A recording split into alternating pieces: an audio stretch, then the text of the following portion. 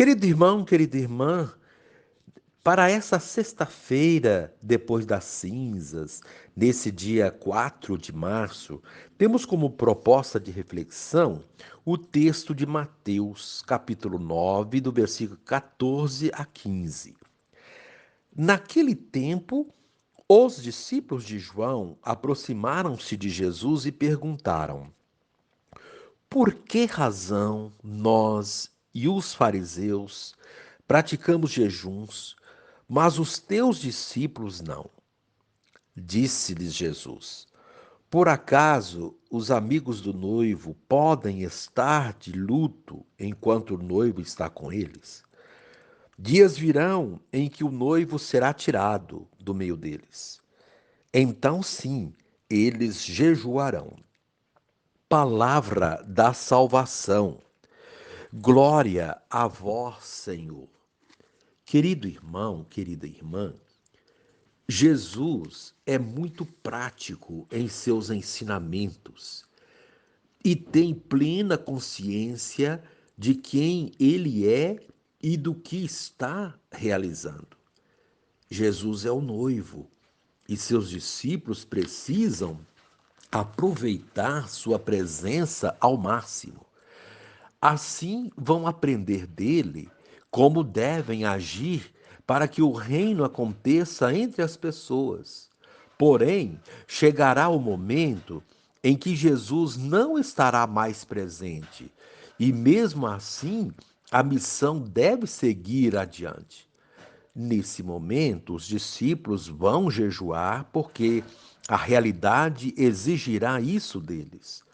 Noutras palavras, não deveríamos fazer as coisas simplesmente por fazer, ou por tradição, ou por ouvir dizer.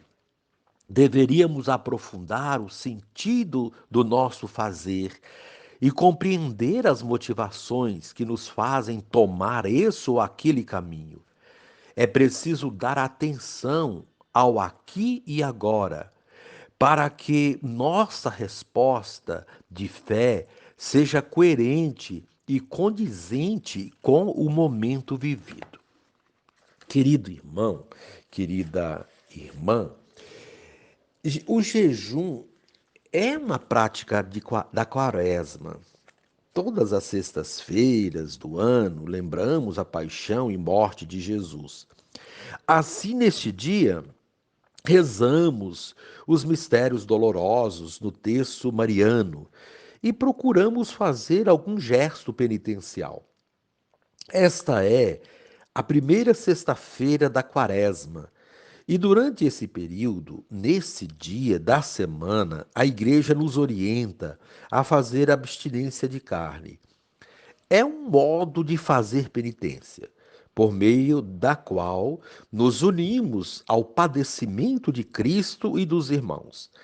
A penitência, o jejum, a abstinência de carne ou de outras coisas como cigarro, televisão, redes sociais, etc., também nos educa, nos fortalece em nossas opções e com ela exercitamos a caridade e a solidariedade. Então, a proposta para esse dia é fazer abstinência de carne nas sextas-feiras da quaresma. Mas, querido irmão, querida irmã, fazer jejum não se limita a renunciar a algo, alimento, bebida, vícios. Tal atitude pode nos levar a farisaísmos ou voluntarismos, quando o centro somos nós mesmos. Fazer jejum significa ativar e reforçar os dinamismos humanos oblativos, ou seja, aqueles que nos descentram e nos expandem na direção do serviço e do compromisso com o outro, sobretudo os mais pobres e excluídos. Se o jejum não nos faz mais compassivos, solidários, com espírito de partilha, ele se reduz a uma simples penitência, vazia de sentido. A quaresma deverá então ser um tempo para jejuar alegremente. E isso implica duas coisas: jejuar de julgar os outros e festejar a nobreza escondida em cada um. Jejuar de preconceitos que nos afastam e fazer festa por aquilo que nos une na vida. Jejuar das tristezas e celebrar a alegria. Jejuar de pensamentos e palavras doentias e alegrar-nos com palavras carinhosas e edificantes. Jejuar de lamentar fracassos e festejar a gratidão. Jejuar de ódio e festejar a paciência santificadora. Jejuar de pessimismos e viver a vida com otimismo, como uma festa contínua. Jejuar de preocupações, queixas e lamentações, e festejar a esperança e o cuidado providente de Deus. Jejuar de pressas e ativismos, e saber festejar o repouso reparador.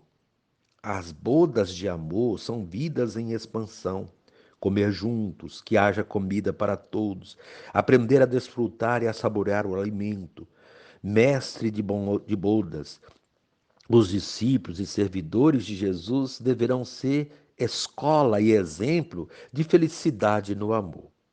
Querido irmão, querida irmã, encerremos, portanto, rezando aqui comigo. Ó Jesus, noivo da nova família de Deus, faze-nos compreender que a prática do jejum só é benéfica quando nos leva a louvar a Deus com alegria e a exercer concretamente o amor fraterno. Amém. Querido irmão, querida irmã, dando continuidade à palavra de Deus da liturgia dessa sexta-feira depois das cinzas, nesse dia 4 de março, você poderá acompanhar na sua Bíblia os textos Isaías 58, de 1 a 9, também o texto de Marcos, capítulo 9, do versículo 14 a 15, rezar o Salmo 50. Mas uma vez que você já ouviu a proclamação do Evangelho com a reflexão, agora você poderá acompanhar a leitura do livro do profeta Isaías e a continuação da reflexão aplicada à vida. Assim fala o Senhor Deus. Grita forte, sem cessar, levanta a voz como trombeta e denuncia os crimes do meu povo e os pecados da casa de Jacó. Buscam-me cada dia e desejam conhecer meus propósitos, como gente que pratica a justiça e não abandonou a lei de Deus. Exigem de mim julgamentos justos e querem estar na proximidade de Deus. Por que não te regozijaste quando jejuávamos e o ignoraste quando nos humilhávamos? É porque no dia do vosso jejum tratais de negócios e oprimis os vossos empregados. É porque ao mesmo tempo que jejuais, fazeis litígios e brigas e agressões impiedosas. Não façais jejum com esse espírito, se quereis que vosso pedido seja ouvido no céu. Acaso é esse jejum que aprecio o dia em que uma pessoa se mortifica? Trata-se, talvez, de curvar a cabeça como junco e de deitar-se em saco e sobre cinza? Acaso chamas a isso jejum, dia grato ao Senhor? Acaso o jejum que prefiro não é outro? Quebrar as cadeias injustas, desligar as amarras do jugo, tornar livres os que estão detidos, enfim, romper todo tipo de sujeição?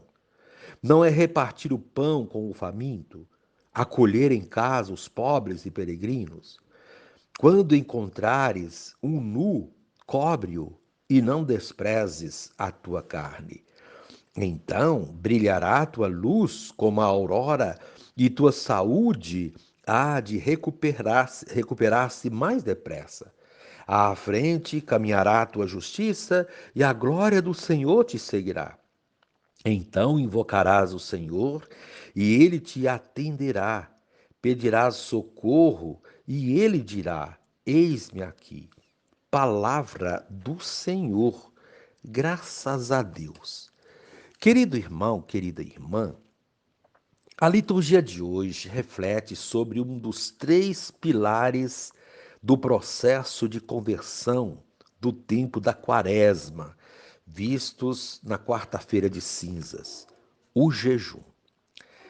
Há quem veja o jejum apenas como um ato de mortificação do corpo, vazio de significado teológico, como se Deus se regozijasse com o sofrimento ou a privação humana, ou então como punição ou castigo. Porém, não é bem assim e é importante que a liturgia da Quaresma trate já, no seu início, de elucidar o verdadeiro jejum que agrada a Deus e o seu significado transformador. A primeira leitura do livro do profeta Isaías inicia dizendo que não podemos nos calar diante das injustiças. Como profetas que somos, pela missão recebida no batismo, devemos denunciar os crimes que atingem o povo e tudo o que configura pecado, pois eles representam atentados contra a vida e, portanto, ofendem a Deus. Quem segue a Deus e a seus mandamentos não pode ser omisso diante das injustiças. Alerta-nos a profecia de Isaías sobre as vezes em que exigimos de Deus que ele seja justo conosco, mas esquecemos de praticar a justiça com o nosso próximo, ou nos omitimos diante das injustiças. Em nossa prática religiosa, queremos muitas vezes fazer troca com Deus, promovendo ou praticando algo com a intenção de obter uma resposta imediata. É o que ocorre com o jejum quando ele é praticado sem o devido entendimento do seu real significado, que é o da conversão e não de barganha com Deus. O jejum desta natureza não agrada a Deus, diz o profeta. Quem jejua, mas se envolve com negócios escusos, ou oprime os outros, ou faz litígios, brigas e agressões contra o outro, esvazia totalmente o sentido do seu jejum. E este não passará de um ato vazio e sem sentido. Assim sendo, o profeta recomenda: não façais jejum com esse espírito, se quereis que vosso pedido seja ouvido no céu. Jejum é um ato que deve levar à conversão de quem o pratica e que revele uma coerência entre a teoria e a prática, a ação e a oração. Se jejua praticando coisas que desagradam a Deus, não tem sentido jejuar. O jejum que agrada a Deus é um jejum que promove alguma transformação, tanto de quem jejua quanto das coisas e situações que estão à nossa volta. Somente assim o jejum adquire um verdadeiro sentido. Deus não aprecia jejum que se resume apenas em atos de mortificações, como as práticas sacrificiais, muito presentes nas devoções populares. O jejum que agrada a Deus, diz Isaías, é a promoção da vida, a luta pela libertação de todas as formas de opressão, como as que são citadas no texto de hoje. Quebrar as cadeias injustas, desligar as amarras do jugo, tornar livre os que estão detidos, romper com qualquer tipo de sujeição.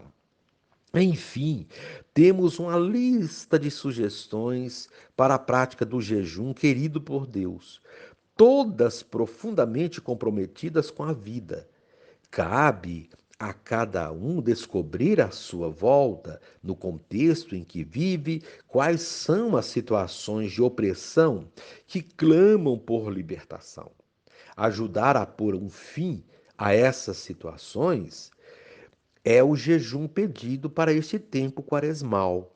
Esse tipo de jejum é eficaz porque representa a nossa conversão.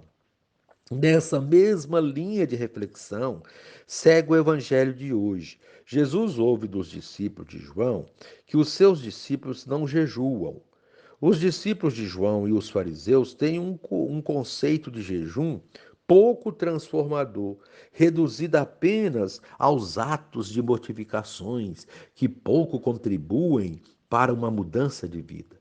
Jesus propõe uma nova modalidade de jejum, muito mais eficaz e transformadora. Para Jesus, o jejum significa o sinal de uma ausência, de algo que está faltando ou de uma situação que precisa ser transformada. Por essa razão, seus discípulos não praticam o jejum que praticam os discípulos de João e os fariseus.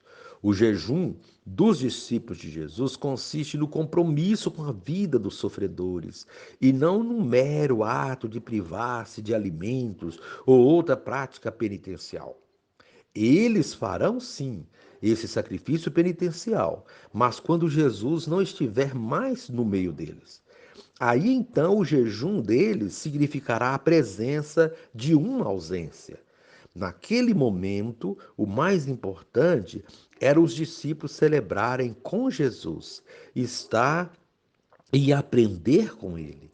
Com isso, entendemos a resposta questionadora de Jesus em parábola, que pergunta se os amigos do noivo podem estar de luto enquanto o noivo está com eles. O noivo em questão é o próprio Jesus. E estando com seus amigos, eles não poderiam estar de luto. Vemos, portanto, que o jejum é comparado a uma situação de luto, de perda, de ausência. Quem jejua está dizendo que está distante de Deus porque cometeu algo que o afastou dele. O jejum é então algo que indica não apenas esse afastamento, mas um profundo desejo de reparação. Os discípulos de Jesus terão a oportunidade de jejuar depois que Jesus for tirado do meio deles. Sendo assim, a Quaresma nos recorda, com o jejum, que os tantos atos praticados por nós, que desagradam a Deus, carecem de ser reparados para que nos aproximemos dele. Atos que nos privam da graça de Deus, como por exemplo as injustiças. Quando assumimos mudar de vida a partir do jejum, comprometedor e encarnado na realidade, tudo se transformará e os nossos atos serão um jejum que agrada a Deus. Querido irmão, querida irmã, que com essa concepção de jejum possamos continuar nossa caminhada quaresmal rumo à Páscoa de Jesus. E reze assim comigo. Divino Espírito, ajuda-me a compreender o jejum como exercício de libertação de meu egoísmo, para estar mais disponível para ajudar quem precisa de mim. Amém.